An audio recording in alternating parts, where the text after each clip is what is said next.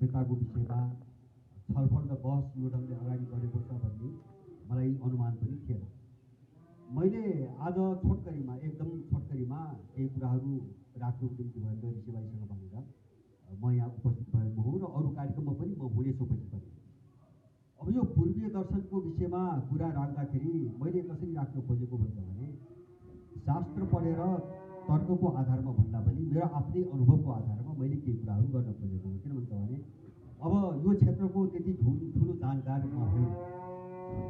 मैले तपाईँको धार्मिक साहित्यको अध्ययन भन्नुहुन्छ भने 10 कक्षा पास नगर्दै मैले लगभग सबै पढिसकेको छु उही बेला। जस्तो महाभारत, रामायण, कृष्णचरित्र, गीता, रुद्रचण्डी। किन मेरो घरको वातावरण त्यस्तै थियो। बाले नियमित रूपमा पाठ गर्नुहुन्थ्यो। अब त्यो रमाइलो लागेर मैले सबै लगभग त्यही बेला पढिसकेको थिएँ। तर बुझेर होइन। त्यो लय, त्यो काव्यहरूका लय, त्यसमा जो एउटा मिठास आनन्द पनि हुन्थ्यो। अब त्यो देखेर मैले सबै पढेँ। अब मैले एसएलसी सकेपछि म चाहिँ सिधै चाहिँ वामपन्थी राजनीतिसँग जोडेँ 2035 सालदेखि। र मैले एउटा भौतिकवादी चाहिँ तपाईँको सोच त्यो दृष्टिकोण समातेँ र मेरो सक्रिय चाहिँ पार्टी जीवनको इतिहास 30 वर्ष बित्यो, 65 सालसम्म। र मलाई के लाग्यो भन्छ भने मैले जुन चिजलाई भौतिकवाद भन्थेँ त्यो भौतिकवाद नभएर त्यो भगुवा भौतिकवाद थियो होइन। त्यो भौतिकवाद पनि थिएन, त्यो एक खालको भगुवा भौतिकवाद थियो जसले समाजलाई भाड्ने काम बाहेक केही पनि गरेन। र म 65 सालपछि मलाई कस्तो भयो भन्छ भने अब यो शासनिकताको सबै इतिहास एकचोटि मैले सोचेँ र केही साथीहरूसँग मैले 65 सालबाट छलफल चलाएँ। यो 7 सालदेखि यहाँ प्रजातन्त्रका कथाहरू धेरै पटक वाचन भए। 7 साल, 46 साल, 47 साल, 62, 63 साल। अब त्यसपछि यहाँ चाहिँ तपाईँको आर्थिक विकासका कुराहरू भए, यहाँ चाहिँ धेरै ठुल्ठुला कुराहरू भए। तर देश झन्झन अधोगतिमा चाहिँ के कारणले गइरहेछ होइन। अब यो चिज खोतलौँ, हामी कहीँ फसेका छौँ भन्ने अनुभव मलाई भयो व्यक्तिगत। हामी कहीँ फसेका छौँ। अब त्यसपछि हामीले केही साथीहरूले 2-4 वर्ष छलफल चलायौँ र एउटा निचोड निकालिकन हामीले 72 सालमा राष्ट्रिय पुनर्जागरण अभियान भन्ने एउटा संस्था बनायौँ। त्यो अहिले पनि छ। म त्यसका केही निष्कर्षहरूसहित यो जस्तो पूर्वीय दर्शनको औचित्य के रहेछ भन्ने कुरा म त्यहाँ लगेर जोड्न चाहन्छु। अब हामीले के देख्यौँ छलफल गर्दाखेरि भन्छ भने हामीले 7 साल यता जे चिज हातमा समात्यौँ, दर्शनको नाममा, सोचको नाममा, विचारको नाममा, मूल्यको नाममा र राज्य प्रणालीको नाममा जे चिज बोक्यौँ त्यो हाम्रो केही पनि थिएन। हाम्रो पहिलो निष्कर्ष त्यो अरू कसैको चिज हामीले बोकेर आएका थियौँ। त्यसले देशको निम्ति सधैँभरि घात गर्दै आयो होइन। कहिले काङ्ग्रेसका पछि दौड, कहिले एमालेका पछि दौड, कहिले माओवादीका पछि दौड, कहिले चाहिँ राप्रपा पछि दौड। देश झन्झन चाहिँ तपाईँको एउटा सङ्कटको दुष्चक्रमा फस्दै जान्छ। अब समस्याको समाधान कहीँ पनि छैन र समस्याको पुनरुत्पादनको एउटा डरलाग्दो चक्र छ। समस्यामाथि समस्या र एउटा राजनीतिक परिवर्तनले पहिलेको भन्दा 10 गुणा ठुलो अर्को सङ्कट सिर्जना। जस्तो 7 सालले जुन समस्या ल्यायो त्योभन्दा ठुलो समस्या 47 सालले ल्यायो। अब 47 साल 62-63 सालको हेर्नुहुन्छ भने त अहिले त हामी त हिजो प्रजातन्त्र राजनीतिका कुरा गर्छौँ। अहिले त हामी कहाँ पुग्यौँ? देश रहने हो कि होइन भन्ने ठाउँमा हामी 62-63 पछि भने त यो के हो त भन्ने एउटा हाम्रो यो लामो छलफल भयो।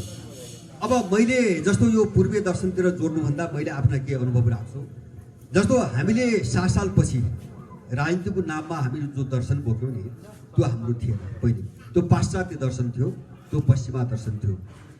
हामीले जुन विचार बोक्यौँ, समग्र समाजलाई हेर्ने, देशलाई हेर्ने, व्यक्तिलाई हेर्ने, परिवारलाई हेर्ने, त्यो हाम्रो थिएन। त्यो पश्चिमा तपाईँको सिद्धान्त थियो, त्यो पश्चिमा दर्शन थियो। अनि हामीले जुन राज्य प्रणाली बोक्यौँ त्यो हाम्रो उपज थिएन। जस्तो यहाँको जलवायु, यहाँको माटोको संस्कृति, यहाँका मानिसहरू, यहाँका चाहिँ तपाईँको सामाजिक सम्बन्ध, यहाँका पारिवारिक सम्बन्धहरू, त्यसमा आधारित राज्य प्रणाली थिएन।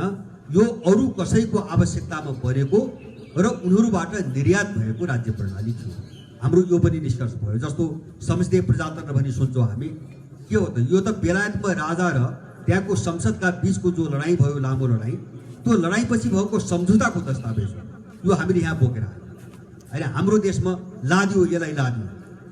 अब यो चिजले के गरायो, स्कुलिङ कस्तो गरायो त भन्छ भने जस्तो तपाईँको फिलोसफी विदेशी छ, बाहिरको छ, विचार विदेशी छ, मूल्यहरू विदेशी छन्, राज्य प्रणाली विदेशी छ। अनि यसले हाम्रो प्रवृत्ति स्कुलिङ सबै विदेशीकरण गर्दै गयो र हामी कहाँ पुग्यौँ त भन्छ भने आफ्नो देशभित्र भएका हर चिजप्रति घृणा गर्ने र विदेशी जो पात्र वा विषयहरू छन् त्यो हर चिजप्रति सम्मान गर्ने एउटा त्यो स्कुलिङ निर्माण हुँदै गयो हामी कहाँ। अहिले त्यो अनुभव भयो मलाई। जस्तो तपाईँको मैले प्रत्येक साल मार्क्स जयन्ती मनाउन थालेँ, मनाएँ होइन, मनाएको नराम्रो भन्न खोज्या होइन, तर त्यसले मलाई कहाँ पुर्याइदियो त भन्छ भने पृथ्वीनारायण शाहको निन्दा गर्ने ठाउँ पुर्याइदियो होइन। अब यहाँको परिभाषा तपाईँको बुद्धको कालको त्यत्रो चाहिँ तपाईँको नगर सभ्यता छ, त्यत्रो प्रजातन्त्र छ, पृथ्वीनारायण शाहको तपाईँको काठमाडौँको संस्कृति उनले आत्मसात गरेको कुरा भन्नुहोस्, वा चाहिँ उनले छानेको मान्छे विराज बखेतीलाई छोडेर भारादारहरूको बहुमतको आधारमा कालु पाण्डेलाई चाहिँ प्रधान सेनापति बनाएको कुरोसँग यत्रो प्रजातन्त्रको अभ्यास छ। हामीले प्रजातन्त्रको कुरा गर्दाखेरि लिङ्कनको कुरा गर्नुपर्ने भयो। हामीले देशको कुरा सम्झेनौँ, हामीले देश बुझेनौँ। हामी भानुभक्तलाई चाहिँ सामन्तवादी कवि भन्न थाल्यौँ र त्यो सामन्तवादको कट्टर समर्थक लियो टाल्स्टाय र चाहिँ सेक्सपियरलाई हामीले साहित्यका देवता मान्न थाल्यौँ। त यसको स्कुलिङलाई हुँदाखेरि हामी सार त पुरै देशद्रोही बनाउँदै लग्यौँ होइन। नागरिकतामा हामी नेपाली, जीवन पद्धति र सोचमा सबै हामी विदेशी। यसरी योजनाबद्ध रूपमा लामो समयदेखि काम भयो र 28 सालको तपाईँको शिक्षा प्रणाली त के गर्यो भन्छ भने हाम्रो जीवन पद्धति पुरै मास्यो होइन। जस्तो हाम्रो खानपान मास्यो, सोच मात्रै होइन, हाम्रो खानपान मास्यो, हाम्रो रहनसहन, हाम्रो जीवनशैली, हाम्रा आचार विचार, हाम्रा सम्बन्धहरू, मूल्यहरू अथवा चाहिँ शिष्टाचार सदाचार सबै चिज मास्यो। किन त्यो योजनामा ल्याएको त्यो शिक्षा प्रणाली। जस्तो अहिलेको निगममा जनशक्ति देख्छौँ नि हामी। अब यो शिक्षा प्रणाली कहाँ हुन्छ भने मलाई लाग्छ 7 सालपछि नेपालमाथि आक्रमणको अन्तिम कडी थियो यो। अन्तिम जो जगैदेखि उनीहरूले हमला गर्दै आए नि, यसको अन्तिम र सबैभन्दा खतरनाक कडी थियो। र यो कडी कस्तो थियो भन्छ भने म तपाईँहरूलाई एउटा उदाहरण दिउँ। लर्ड मेकालेको चाहिँ नीतिको आधारमा यो शिक्षा प्रणाली ल्याइएको हो। लर्ड मेकाले भने एउटा ब्रिटिस विद्वान हुन्। उनलाई चाहिँ इस्ट इन्डिया कालमा सम्भवतः 1825-26तिर इन्डियामा त्यत्रो चाहिँ तपाईँको दबदबा चाहिँ उपनिवेश बनाएर पनि त्यहाँका मान्छेहरूलाई किन कन्ट्रोल गर्न सकेन भनेर ब्रिटिसहरूले अध्ययन गर्नको निम्ति उनलाई पठाए र झन्नै 1 दशक उनी उत्तरदेखि दक्षिण पूर्वदेखि पश्चिम भारत घुमे र उनले झन्नै 2000 भन्दा लामो पृष्ठको एउटा रिपोर्ट उनले बेलायतको संसदमा त्यहाँ चाहिँ बुझाए। त्यसको म सार मात्रै भन्न चाहन्छु, मैले शिक्षासँग जोड्न खोजेको। उनले के भने भन्छ भने मैले 1 दशकभन्दा बढी समय भारतका कुना कन्दरा सबै समाज हेरेँ, मैले त्यहाँ कुनै घरमा ताला लागेको देखेन। मैले कुनै पनि ठाउँमा चोरी भएको मेरो कानले सुनेन। मैले त्यहाँका मान्छेहरूको चेहरामा निधारमा अँध्यारोपन वा निराशापन वा दुखीपन मैले कहीँ पनि देखेन र असन्तुष्ट मान्छे मैले देखेन। हामीले ती मान्छेलाई कुनै पनि हालतमा हामीले गुलाम बनाउन सम्भव छैन र उसले सुझायो यसको निम्ति एउटै मात्र उपाय छ। उसले के भन्छ भने हामीले त्यहाँ आफ्नो शिक्षा नीति लागू गर्नुपर्छ र उनीहरूलाई हामीले आफ्नो जनशक्ति उत्पादन गरेर त्यहाँको सभ्यता, संस्कृति र संस्कारमाथि आक्रमण नगरिकन ती मान्छेमाथि आधिपत्य चाहिँ जमाउन सकिँदैन उसको निष्कर्ष। र त्यसपछि नेपालमा चाहिँ त्यसैको एउटा कडीका रूपमा नयाँ शिक्षा प्रणाली 28 सालमा लागू भएको हो, जसले नेपाललाई कहाँ पुर्यायो हामी सबैले देखिरहेका छौँ। त्यसैले मैले भन्न खोजेको के हो भन्छ भने हामी देशको निम्ति चिन्ता गरिरहेका छौँ। सुन्नुहोस् है, एकातिर देशको निम्ति चिन्ता गरिरहेका छौँ, तर हामी स्वदेशी छैन। यो समस्या अहिले पनि हामीसँग छ, हामीसँगै पनि छ होइन। जस्तो हाम्रो सोच, देशप्रति चिन्ता छ, यो छलफल बस गरिरहेका छौँ, तर हामी आफै चाहिँ स्वदेशी छौँ। हामीलाई उनीहरूले सबै विदेशीकरण गरिसकेका छन्। कहाँ गरेका छन् त भन्छ भने हाम्रो चिन्तनमा विदेशीकरण गरेका छन्, हामीले बोकेको विचारमा विदेशीकरण गरेका छन्, हामीले बोकेका मूल्यमा विदेशीकरण गरेका छन्, हाम्रो जीवन पद्धतिलाई विदेशीकरण गरेका छन्। त्यसकारणले यसबाट नउम्किकन हामी तर्कमा यो लडाइँ लड्न सक्दैनौँ। किन मेरो पनि अहिले बुझाइ के हुन्छ भने जस्तो कोरोना आएपछि त धेरै छरपष्ट भयो होइन। पश्चिमी सभ्यताबाट जे चिज आयो, जे हामीले बोक्यौँ, यसमा समाधान कहीँ पनि छैन, कुनै क्षेत्रमा पनि छैन। यो अब उनीहरूले पनि बुझेका छन्। जस्तो मैले राजनीतिको कुरा गरेँ, समाधान कहाँ त उनको हामीले जो प्रणाली बोक्यौँ नि, समाधान कहाँ? देशलाई समाधान त कहीँ पनि दिएन। हामीले चिकित्सा शास्त्रमा अघि डाक्टर साहबले भनिसक्नु भयो, चिकित्सा शास्त्र त्यो चाहिँ रोकथाम हो, रोकथाम अवश्य हो तर निदान होइन, रोगको निदान होइन। त्यो समस्या पनि हामीले देख्यौँ। शिक्षा प्रणाली मैले अघि नै भने हामी समस्या बढाइरहेको छौँ यो शिक्षा प्रणालीबाट। बेरोजगारी उनको जनशक्ति उत्पादन गरिरहेछौँ र त्यो पनि अत्यन्तै असक्षम बेरोजगार र काम नलाग्ने जनशक्ति उत्पादन गरिरहेछौँ होइन। चौतर्फी यस्तै छ, राज्य प्रणाली यस्तै छ, सर्वैतिर यस्तै छ भनेपछि अब यो सबै चिजलाई हेर्दाखेरि समाधान कहाँ छ भन्नेमा जानु पर्यो। जस्तो हाम्रो पूर्वीय दर्शन भनेपछि अब त्यसलाई मैले अलिकति बृहत रूपले बुझ्छु। मैले भने नि त्यो चाहिँ सोच पनि हो, त्यो विचार पनि हो, त्यो जीवन पद्धति पनि हो, त्यो मूल्य मान्यता पनि हो, त्यो व्यवस्था प्रणाली पनि हो होइन। एउटै कोणबाट मात्रै चाहिँ हेरेर यसलाई पुग्दैन भन्ने लाग्छ मलाई। त हाम्रो अहिले समस्या के हो भन्छ भने विशेष गरेर 3टा क्षेत्रमा चाहिँ हामीले ठुलो नोक्सानी बेहोर्यौँ भन्ने छ। हामी जो पार्टीका पछि लाग्यौँ नि हामीले 3टा चाहिँ ठुला गल्ती गऱ्यौँ भन्ने चाहिँ मेरो निष्कर्ष छ। पहिलो कुरो अहिलेको नेपालको जो सङ्कट छ नि, जो हामी कुरा गरिरहेका छौँ, यसको नाभिक खोतल्दै जानुभयो भने यो सुगौली सन्धिमा पुग्छ। सुगौली सन्धिपछि नै नेपालको राज्य प्रणालीलाई विदेशीहरूले आफ्नो कन्ट्रोलमा राखे होइन। यो सानो सानो रूपमा कहिले आर्थिक रूपमा कहिले सैन्य रूपमा कहिले के रूपमा देखिँदै अहिले आएर समग्र चाहिँ राज्य प्रणालीलाई गालेर अहिले विस्फोटक अवस्थामा पुर्यायो। किन भन्छ भने त्यहाँ त्यो सन्धिबाट हामी एउटा शर्तमा बाँधिएका थियौँ। त्यसैले त्यो युगको अन्त्य नगरिकन अथवा त्यो युगलाई अन्त्य गर्ने रणनीति नबनाइकन हामीले नेपालको यो समस्या हामी हल गर्न सक्दैनौँ। एक मेरो अनुभव एक। किन भन्छ भने सारा मेकानिजम उनको हातमा छ। मैले भन्न खोजेँ राज्य प्रणालीको मेकानिजम उनको हातमा छ। त्यहाँ व्यक्ति मात्रै गएर केही गर्न सक्ने सम्भावना छैन अथवा एउटा पार्टी गएर त्यहाँ केही गर्न सक्ने सम्भावना छैन।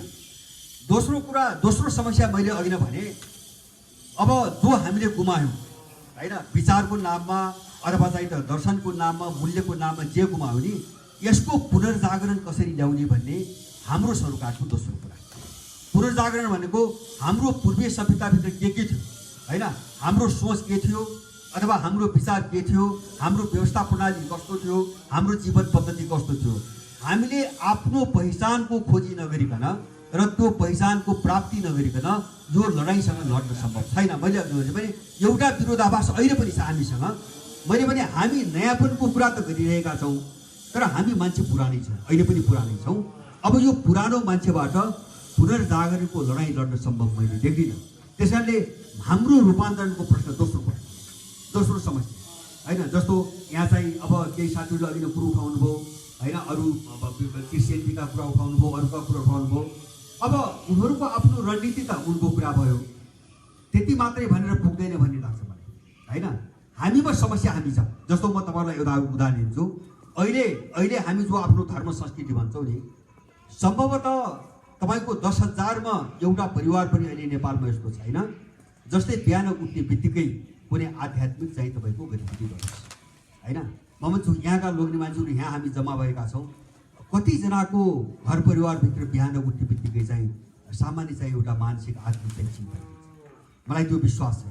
अनि कसरी बच्च चाहिँ संस्कार हाम्रो घरका महिलाहरू मैले भने समस्या कहाँ छ भन्ने कुरो होइन। जस्तो विरोधी कहाँ खेल्छ हामीले त्यो हेरौँ। हाम्रो तपाईँको घरमा उज्यालो भयो, बिहान 4 बज्यो भने 5 बज्यो भने हाम्रो घरका महिलाहरू बम्बैया सिरियलको टिभी खेलेर बम्बैया सिरियल खेल्छ। अनि कसरी बच्च धर्म संस्कार, कसरी बचाउँछौँ? जस्तो अरूलाई राजनीतिक भाषामा गाली गरेर संस्कार संस्कृति बच्दैन। किन भन्छ भने हामीले जे गुमायौँ त्यही भ्याकुमलाई, त्यही खालीपनलाई उनीहरू भरिरहेका छन्। तपाईँ खाली हुन नदिनुहोस्, उनी खेल्ने ठाउँ हुँदैन। त्यसकारणले गर्दाखेरि पुनर्जागरण हामीमा सबै हिसाबले पुनर्जागरण हाम्रो दोस्रो सबभन्दा ठुलो चुनौती हो। र तेस्रो चाहिँ हामीले अनुभव गरेको हाम्रो देशको सन्दर्भमा राष्ट्रलाई पहिलो मानेर, राष्ट्र पहिलो भन्ने एउटा मान्यताका आधारमा हामीले राज्य प्रणालीको खोजी गर्ने भन्ने मेरो तेस्रो कुरा। जस्तो यहाँ कस्तो भयो भन्छ भने यहाँ अरू चिजलाई पहिलो मान्यो। जस्तो साथसाथको स्कुलिङ के हो, यहाँ सत्तालाई पहिलो मान्यो होइन, सत्तालाई पहिलो मान्यो। संविधानमा दलीय सर्वोच्चतालाई पहिलो मान्यो। राष्ट्र मारे उनीहरू योजनाबद्ध रूपमा मार्दै आएका हुन्। त्यसकारणले हामीले राष्ट्र पहिलो भन्ने सिद्धान्तलाई कसरी स्थापित गर्ने भन्ने तेस्रो समस्या मैले देखेको। त मैले भन्न खोजेको के हुन्छ भने हाम्रो राज्य प्रणाली हामी तपसिलका बहसमा नजाउँ। जस्तो यदि पूर्वीय सभ्यता संस्कृति छ, मैले यो विश्व व्यवस्था भन्ने यो भ्रामक काल्पनिक चिजमाथि नै मैले विश्वास गर्दैन। मैले सधैँ विरोध गर्दै आएको छु। तपाईँको अमेरिका जस्तो ठाउँ, नेपाल जस्तो ठाउँ, चीन जस्तो ठाउँ वा रुस जस्तो ठाउँ कतै केही पनि नमिल्ने होइन समाजलाई चलाउने एउटै व्यवस्था प्रणाली हुँदैन। यो काल्पनिक, यो लुटको सिद्धान्त होइन। एउटै प्रणालीले संसार चल्दैन। संसार आफ्नो ढङ्गले चाहिँ विकास भएको छ। आफ्ना सभ्यता छन्, आफ्ना संस्कार छन्, आफ्ना तयपन छन्, आफ्ना रीतिरिवाज छन्। त्यसैले हाम्रो के हो, मैले सुरुमै भने हाम्रो राज्य प्रणालीमा हामी चाहिँ तपाईँको मलाई त के लाग्छ, यदि तपाईँको प्रजातन्त्रकै कुरा गर्नुहुन्छ भने प्रजातन्त्र भनेको के, तपाईँको दल खोलिने कुरा प्रजातन्त्र हो त? प्रजातन्त्र नभए के अरे चाहिँ दल नभए प्रजातन्त्र हुँदैन। अनि ती प्राचीन गणराज्य भने के, अहिलेका भन्दा उन्नत प्रजातन्त्र भनेर अहिलेको पोलिटिकल साइन्सले पनि पढाउँछ अहिले पनि। त्यसमै त्यहाँ के दल थिए त होइन? ग्रिक चाहिँ तपाईँको गणराज्यमा दल थिए होइन। तपाईँको बुद्धको पालाका जनपदहरू थिए, इन्डियामा त्यत्रो महाजनपदहरू थिए, त्यहाँ चाहिँ तपाईँको दल थिए। प्रजातन्त्र भनेको नागरिकको सर्वोच्चता, उनको समृद्धि र सन्तुष्टिको कुरा हो प्रजातन्त्र। यहाँ चाहिँ तपाईँको एउटा सङ्गठन खोलेर अनि बाकसमा भोट माग्ने तपाईँको कुरालाई प्रजातन्त्र भनिँदैन। यो बहसमा पनि जाउँ हामी। हाम्रो मौलिकपन खोज्ने कुरा गर्दा मैले सबैमाथि पुनर्विचार गर्नुपर्ने आयो। त्यसैले मैले सुरुमै भने हाम्रो देशको जलवायु कस्तो छ, हाम्रो देशको भूबनोट कस्तो छ, यहाँ बस्ने मान्छेहरू कस्ता छन्, यहाँका संस्कृतिहरू कस्ता छन् र हामी सबैको आवश्यकता के हो। हामी प्रणाली, यो आधारमा हामी प्रणालीको विषयमा बहस गरौँ। हामीलाई कस्तो शासन प्रणाली चाहिएको छ, हामीलाई कस्तो आर्थिक चाहिँ तपाईँको विकासको प्रणाली चाहिएको छ, हामीलाई कस्तो सामाजिक सांस्कृतिक प्रणाली चाहिएको छ, त्यो विदेशीको उसमा बहदिन जरुरी छैन। र अन्तिममा मैले एउटा कुरो जस्तो यो विध्वंस जो नेपालको हुँदै गयो नि, यसका पछाडिको एउटा त हामीले उनको बोक्यौँ, त्यो छुट्टै कुरा भयो। अब उनको कति खतरनाक छ पश्चिमाहरूको, उनको कति विध्वंसकारी छ, उनको सभ्यता, उनको दर्शन र उनको विचार कति विध्वंसकारी छ भन्ने म एउटा उदाहरण तपाईँहरूलाई देखाउँछु।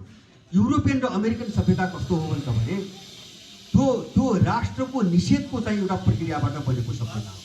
म तपाईँलाई के उदाहरण दिन्छु। जस्तो युरोपियन राष्ट्र कसरी बने, युरोपियन राष्ट्रहरू जाति निषेधको प्रक्रियाबाट बनेका छन् र एसियाली राष्ट्रहरू समुन्नयको बाटोबाट बनेका छन्। त्यसैले युरोपमा जुन जाति सत्तामा थियो त्यसका विरुद्धमा जुन जातिले सफल विद्रोह गर्यो त्यो जातिको नामबाट देशको नाम राखिएको। रुस नाम रसियन जातिको नामबाट राखेको नाम हो होइन। जर्मनी चाहिँ जर्मन जातिको नामबाट राखेको चाहिँ देश हो। अथवा हामी सर्बिया भन्छौँ, त्यो सर्ब जातिको नामबाट छ। त तपाईँ पूर्वीय सभ्यतामा हेर्नुहोस्, कुनै जातिको नामबाट कुनै देशको नाम छैन। यहाँ राष्ट्रहरू समन्वयबाट बनेका छन्। यहाँ शासकदेखि यहाँ पृथ्वीनारायण शाहको मात्रै कुरा हुँदैन। हामी त्योभन्दा बढी पुज्छौँ भक्ति थापालाई, हामी त्योभन्दा बढी पुज्छौँ तपाईँको के अरे चाहिँ कालु पाण्डेलाई अथवा अमरसिंह थापालाई अथवा विशेनगरजीलाई हामी चाहिँ सम्मान गर्छौँ। हामी नेपाल एकीकरणको कुरा गर्दाखेरि हामी विशेनगरजीको कुरा पनि छोड्दैनौँ। तर त्यसकारणले एसियामा जति राष्ट्र बने पूर्वीय सभ्यतामा तिनलाई नागरिक राष्ट्र भनिन्छ, सबैको समन्वयबाट बनेका छन्। र पश्चिमा राष्ट्रहरू जो बने उनीहरू जातीय राष्ट्र हुन्, जाति निदेशको बाटोबाट बनेका छन्। त्यसकारणले युरोप र अमेरिका जहिले पनि द्वन्द्वग्रस्त छ, जहिले पनि निषेधकारी छ। उनको फिलोसोफी पनि त्यही जगबाट बन्यो। राष्ट्र जसरी बन्यो उनको फिलोसोफी पनि त्यहीबाट बन्यो, उनको आइडियोलोजी पनि त्यहीबाट बन्यो। सबै निषेधकारी छ उनको, एउटै अर्कालाई निषेध गर्ने। त्यसै कारणले संसारका जति पनि ठुला युद्धहरू भए सबै युरोपमा भए कारण थियो। उनी कति पनि सहिष्णु छैनन्। दुईटा विश्वयुद्ध पनि युरोपमै भए, त्योभन्दा अगाडि क्षेत्रीय युद्ध पनि युरोपमा भए। किन युरोप सधैँभरि युद्ध र हिंसाको स्रोत छ? किन उनको राष्ट्र निर्माणको जगै त्यही, उनको सभ्यताको जगै त्यही हो। त्यो चिज जुन दिन हामीले भोग्यौँ हाम्रो विनाशको श्रृङ्खला त्यहीबाट छ, मैले बुझेको। अब यो चिजलाई कसरी हटाउने हाम्रो समस्या यही हो। त्यसकारणले हामीले यसलाई देशव्यापी रूपमा चलाउँ। हामीसँग धेरै चिज थियो। हाम्रो अनुभव हो, हाम्रो दर्शन तपाईँको एउटा जीवन पद्धतिमा आधारित हजारौँ वर्षको एउटा अनुभव हो। अनुभवबाट आजको हाम्रो साँच्चै दर्शन भन्छ भने हाम्रो प्रत्यक्ष जीवन पद्धतिबाट, त्यसको अनुभवबाट सिकेको दर्शन हो। र त्यसको आधारमा सबै चिज बने। जति बाहिर चाहिँ संरचना बने त्यसको आधारमा, त्यो अनुभवका आधारमा बने। त्यसकारणले यी पूर्ण थिए, त्यसकारणले यी सोचमा पनि पूर्ण थिए। जस्तो हाम्रो वैदिक युगको कुरा गर्छौँ, त्यति मात्र होइन, हाम्रो किराँत कालमा मुन्डुम जस्तो तपाईँको साहित्य छ होइन, बुद्धको त्यत्रो चिन्तन छ, सनातनी चिन्तन छ होइन, त्यसमा पूर्णता छ, धेरै ठुलो पूर्णता छ। किनभने त्यहाँ भौतिक पाटोको साथसाथ त्यहाँ चाहिँ जो आत्मिक पाटो हो नि त्यो बलियोसँग जोडिएको छ, दुईटा बलियोसँग जोडिएको छ। तर पश्चिमी सभ्यताले यो मानेन। पश्चिमी सभ्यताले भौतिकवाद भन्यो, मैले भने भण्डुवा भौतिकवादको कुरा गर्यो, अनि त्यो एकदमै भोगवादी बन्यो, उपभोक्तावादी बन्यो। भोगवादी कस्तो हुन्छ भने भोगवाद भनेकै अपराधको स्रोत हो। जसले भोग गर्ने कुरा मात्रै सोच्छ नि होइन, जसमा मानवता हुँदैन, परोपकार हुँदैन, अथवा चाहिँ कल्याण भन्ने कुरा हुँदैन, अब त्यो भोगवाद जहिले पनि अपराधतिर लिप्त भएर हिँड्छ।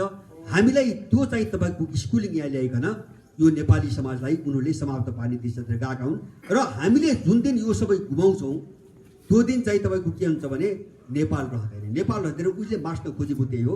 र लडाइँको अहिलेको सार के हो भन्छ भने जस्तो हामीले सरस्वती इतिहास हेर्दाखेरि मैले देखेको छु, जस्तो सभ्यता संस्कृति दर्शनको महत्त्व कहाँ हुँदो रहेछ भन्छ भने अब उनीहरूले आर्थिक रूपमा त जस्तो इस्ट इन्डिया कम्पनीले 300 वर्ष त इन्डिया त लुट्यो नि, तर फर्कनु भयो।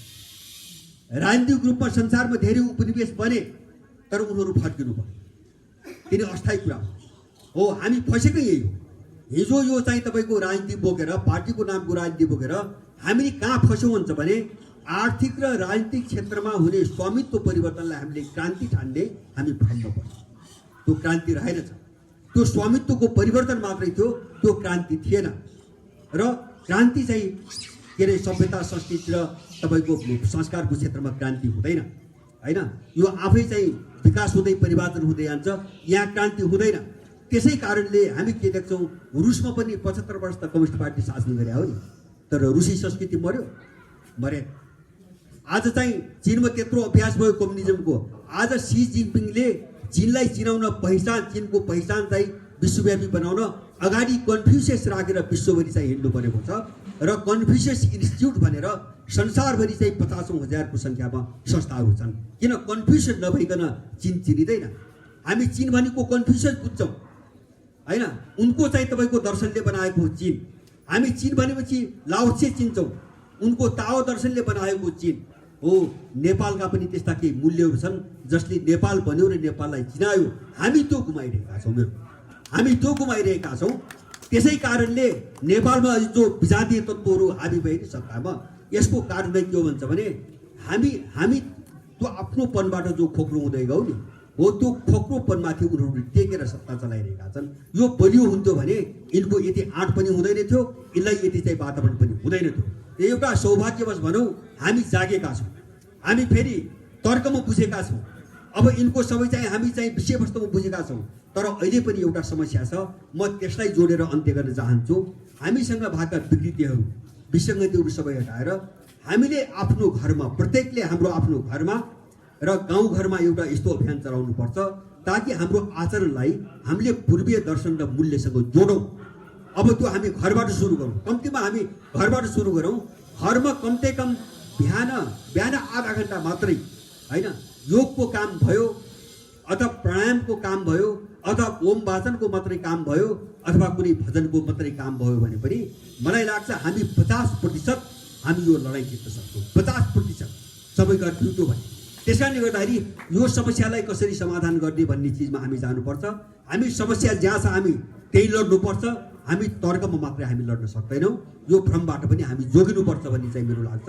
र मेरो अन्तिममा अब यहाँको सभ्यता कति परिष्कृत, कति उँचो रहेछ भन्ने कुरा त एउटा उदाहरण भर्खरै त्यो धेरै साथीहरूले भने पनि सुने, त्यो यथार्थ पनि हो। अहिले चाहिँ अमेरिकाको नासाका वैज्ञानिकहरूले एउटा यान छोडे, होइन अलि पहिला छोडे। अब सबै भाषाहरू कम्प्युटराइज गरेर एउटा यान छोडे, तर लामो दूरीमा गएपछि सबै भाषासँग सम्बन्ध विच्छेद भयो, तर संस्कृत भाषासँग उनको निरन्तर चाहिँ सम्पर्क रहिरह्यो। र उनीहरू कहाँ निष्कर्षमा पुग्यो भन्छ भने संसारको पूर्ण भाषा भनेको संस्कृत मात्रै रहेछ, अरू सबै काम चलाउ भाषा हुन्, भाषा नै होइनन्। पूर्ण भाषा प्रत्येक शब्द, प्रत्येक तपाईँको अक्षर र प्रत्येक वाक्यमा एकदम पर्फेक्ट पनि भएको, पूर्णता भएको भाषा संस्कृत मात्रै हो भनेर अब कम्प्युटरलाई पनि अन्तर्राष्ट्रिय रूपमा एउटा भाषाको रूपमा उनीहरू राख्ने दिशामा गइरहेका छन्। भने यो चिज त हामीले देखिरहेका छौँ अहिले होइन। जस्तो कोरोनामै पनि यो चिज हामीले देखिरहेका छौँ, उनका सीमाहरू। मलाई त लाग्छ कोरोना जो भन्छ नि त्यो चाहिँ जस्तो युरोप र अमेरिका जो ढल्यो नि यही कोरोना क्रममा जो ढल्यो, रुगा खोकी नै भए पनि जो ढल्यो, त्यसका पछाडि एउटा गहिरो कारण छ। जस्तो अब हामी त्यसरी स्वतन्त्र किन भएनौँ त? जस्तो यहाँ चीनबाट उठ्नुभएको, चीन स्वतन्त्र किन भएन? चीनको छिमेकी नेपाल स्वतन्त्र किन भएन? अथवा चीनको छिमेकी चाहिँ तपाईँको अर्को देश स्वतन्त्र भएन? किन चाहिँ अमेरिका र युरोपको स्वतन्त्र भयो भन्दाखेरि त्यो जीवन पद्धतिसँग जोडिएको छ, त्यो खानपानसँग जोडिएको कुरा हो। मलाई त्यस्तो लाग्छ होइन।